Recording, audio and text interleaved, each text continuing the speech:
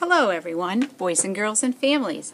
I'm going to be reading to you Chapter 10 from the Frindle book by Andrew Clements. This chapter is entitled Freedom from the Press. Judy Morgan was a reporter for the Westfield Gazette, the local newspaper. Westfield was a quiet little town. There was the occasional burglary, the teenagers got rowdy once in a while, and there was some shouting at the town council or the planning board every now and then. But mostly, things were calm and orderly in Westfield, and every Thursday, the Westfield Gazette proved it. Ted Bell sold advertisements for the paper, and he had a daughter in 4th grade at Lincoln Elementary. He told Judy that a bunch of 5th graders were making trouble and were not obeying teachers anymore, that there was something about a secret code word that everybody was using. And half the students had been kept after school one day last week, including his own little girl. The only other story Judy was working on was about 18 new trees that were going to be planted along East Main Street. The trees could wait. This thing at the elementary school sounded like a real story. So, Judy Morgan showed up at Lincoln Elementary School at 3 o'clock, the day after Mrs. Chatham had been to visit Nick's parents. The sign on the door said, "All visitors must report to the office." And she did. On the bulletin board outside the office, Judy saw Mrs. Granger's notice about the punishment for using the word frindle. She stepped back 2 paces. She aimed her camera at the notice and snapped a photo. She read the notice once more and then stepped into the office. Mrs. Freed, the school secretary, looked up and smiled and said, "May I help you?" "Oh, I'm sure you can. My name is Judy Morgan, and I work at the Westfield Gazette. I'd like to know a little bit about that poster outside the office, the one about the word frindle. Who should I talk to here?" Mrs. Freed stopped smiling. She was sick and tired of anything to do with that word.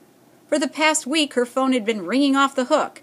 If it wasn't a parent complaining about a child who had to stay after school, it was someone from the school board trying to get in touch with Mrs. Chatham or Mrs. Granger. Mrs. Freed pursed her lips.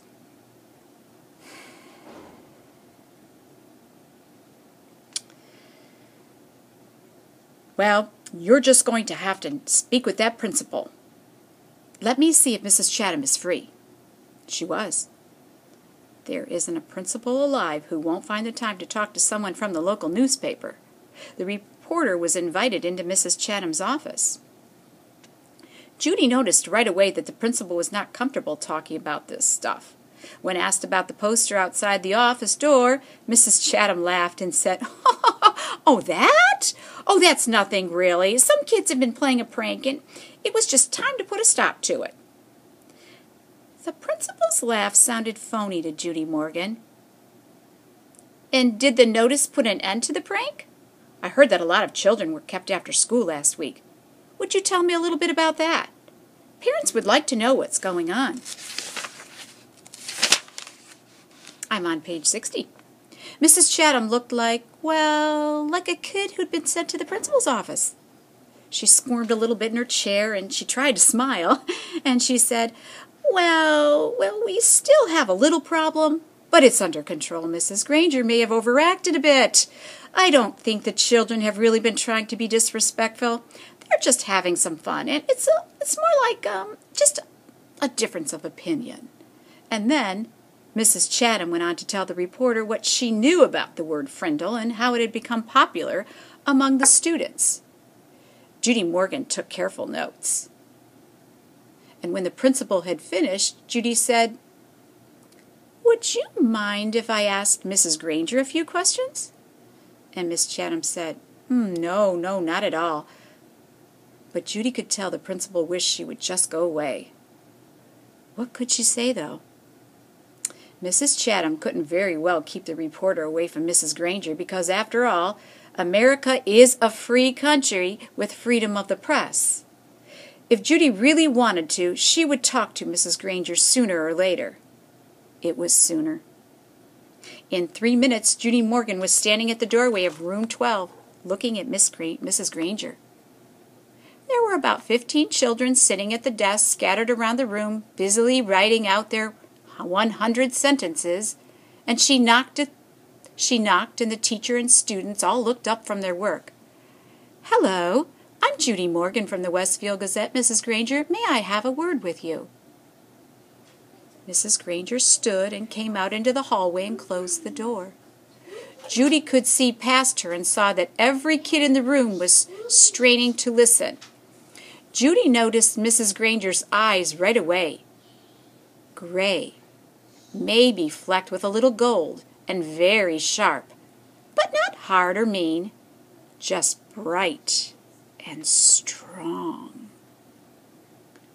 The reporter didn't waste words. "So I hear that you plan to stop the students from using their new word. How goes the battle?" Mrs. Granger did not smile, and her eyes got even brighter. "First of all, it's not a battle. I'm merely helping my students to see that this foolishness should stop. Such a waste of time and thought. There is no reason to invent a new and useless word. They should each learn to use the words we already have. But of course, all of this is just a silly fad, and when you add E to fad, you get fade. And I predict that this fad will fade." Judy looked up from her notepad and asked, "Any idea how it all got started?" And Mrs. Granger's eyes seemed to almost catch on fire at that question, and she said, "Yes, I have a very good idea how it all got started. It was one young man's idea, a 5th-grade student named Nicholas Allen. And now, you'll have to excuse me, Mrs. Morgan, for I have papers I must grade." And with a brief, firm handshake, Mrs. Granger ended the interview. But the interviewer didn't leave right away. She walked back through the hallway and sat on a bench outside the office so she could look over her notes to make sure they all made sense. It took her about 5 minutes, and then Judy stood up. She put her notebook into her large black purse, waved goodbye to the frowning Mrs. Reed, and headed out the door.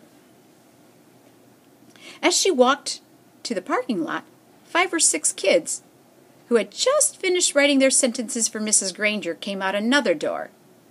Judy walked beside them, and she was listening to them laugh and joke. And then she asked them, "Why do you kids keep saying Frindle? Don't you hate staying after school?" Now a boy who was almost falling over from the weight of his backpack looked up at her and smiled.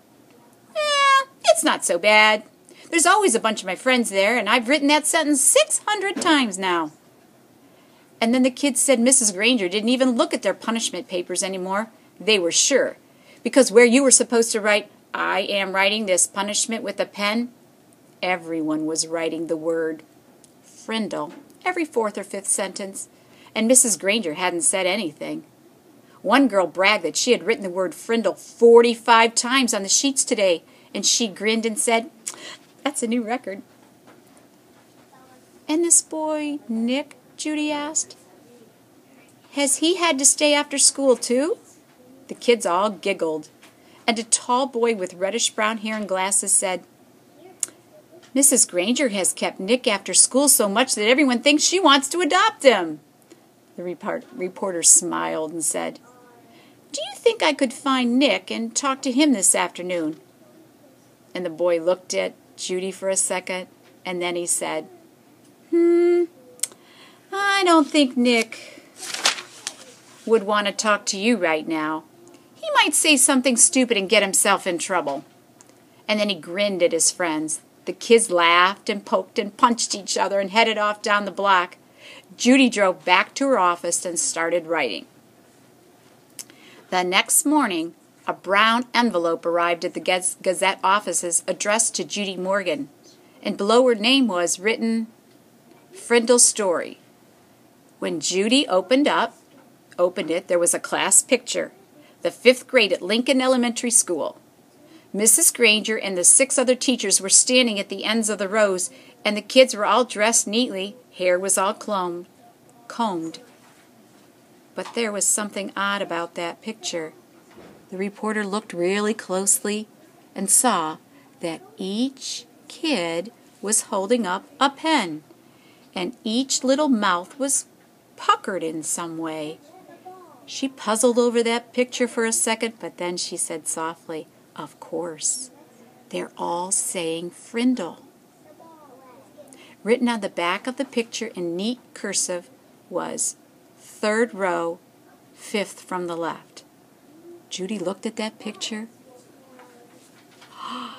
There she saw the same grinning red-haired boy with glasses that she had talked to in the school parking lot yesterday. She chuckled to herself. Well. Pleased to meet you, Mr. Nicholas Allen. And that's the end of Chapter 10.